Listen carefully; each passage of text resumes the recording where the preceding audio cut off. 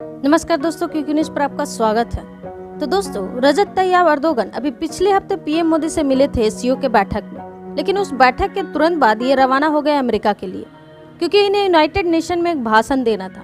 और उस भाषण में इन्होंने कश्मीर को लेकर जमकर बात की। इन्होंने ये कश्मीर का मुद्दा जमकर उठाया और मेनली यहाँ पर भारत को बदनाम करने की कोशिश करी है। लेकिन तुर्की के राष्ट्रपति का ये राग कोई नया नहीं है कश्मीर के लिए। 2019 में भी कश्मीर का मुद्दा यूनाइटेड नेशन में ये उठाए थे। इसके अलावा ये ऑर्गेनाइजेशन ऑफ इस्लामिक कंट्री जो संगठन है, इसमें बार बार उठाते रहे हैं और पाकिस्तान का समर्थन करते आए हैं। इसमें कोई भी नई बात नहीं है। लेकिन अब इनके देश में बार बार प्रदर्शन क्यों हो रहे हैं? क्योंकि यूनाइटेड नेशन में इन्होंने कश्मीर का मुद्दा तो उठा दिया, लेकिन तुर्की के एक महान उपलब्धि का मुद्दा नहीं उठाया। तुर्की ने हाल ही में एक नई उपलब्धि हासिल की है और इस धरती पर जितने भी देश हैं, उनमें से केवल 4 देश ऐसे हैं जो इस महानतम रिकॉर्ड को बना पाए हैं, जिनमें से तुर्की भी एक है। अब आप सोच रहे हैं कि तुर्की ने ऐसा कौन सा रिकॉर्ड बना दिया है कि तुर्की की जनता प्रदर्शन कर रही है। मैं आपको बताती हूँ। जिस समय तुर्की के राष्ट्रपति कश्मीर का मुद्दा यूनाइटेड नेशन में उठा रहे थे, उसी समय तुर्की ने एक इतिहास रचा है और तुर्की पूरी दुनिया में इन्फ्लेशन के मामले में पूरी दुनिया में चौथे नंबर पर आ चुका है।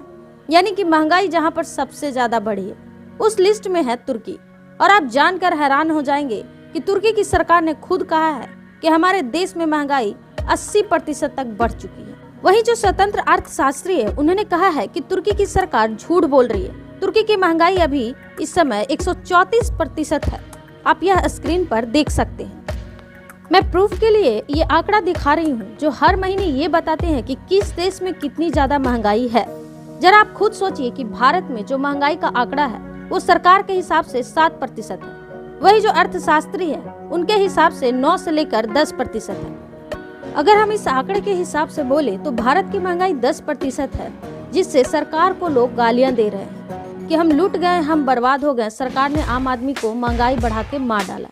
इन 10% में हमें इतनी तकलीफ हो रही है, तो तुर्की के लोगों को 134% में कितनी ज्यादा तकलीफ हो रही होगी, आप लोग खुद सोच लीजिए।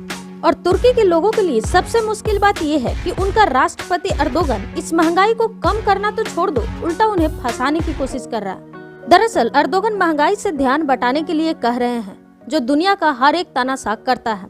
मतलब उन्होंने भी शी जिनपिंग की तरह अपने दोस्तों के साथ, पड़ोसियों के साथ मिलिट्री कॉन्फ्लिक्शन शुरू कर दिया है। उन्होंने ग्रीस के नौसेना के साथ वहाँ पर टकराव बढ़ा रहे हैं। इसके ऊपर से उन्होंने तुर्की के थल सेना को सीरिया में घुसा दिया है, पुर्तगालों को मार रहे हैं। और मैं आपको बता दूं कि पुर्तगाल मुस्लिम वो लोग हैं जिन्होंने आईएसआईएस के खिलाफ सबसे मजबूती जंग लड़ी थी और उन्हें मारकर भगाने में सबसे बड़ा योगदान दिया था, जिन्होंने अपना खून बहाया था। और अब वही पुर्तगाल को तुर्की के राष्ट्रपति मरवा रहे हैं। किस लिए? ताकि तुर्की का ध्यान महंगाई से हट जाए, अर्थव्यवस्था से हट जाए और सब ये सोचे कि तुर्की के राष्ट्रपति कितने महान हैं। वो तुर्की के दुश्मनों के घर में घुस घुस के मार रहे हैं। सिर्फ ये दिखाने के लिए वो अपनी सेना उतार रहे हैं सीरिया में लगातार। लेकिन ये चीजें एक लिमिट तक काम करती है। अब इन चीजों ने काम करना बंद कर दिया। हाल ही में लोकल बॉडी के इलेक्शन हुआ था तुर्की में, जिसमें तुर्की के राष्ट्रपति अर्दोगन की पार्टी को भयानक हार झेलनी पड़ी है, क्योंकि जो विपक्षी पार्टी है वो मेजोरिटी के साथ इलेक्शन जीती है। इतना ही नहीं, इस्तांबुल, आपको बता दे कि तुर्की की पॉलिटिक्स में इस्तांबुल बहुत बड़ा महत्वपूर्ण एरिया है और इस्तांबुल में तुर्की की बहुत सारी जनता रहती है और ज्यादातर सीट भी वहीं से आती है। और तुर्की में एक कहावत भी है, जो इस्तांबुल जीत गया वो राष्ट्रपति बन गया।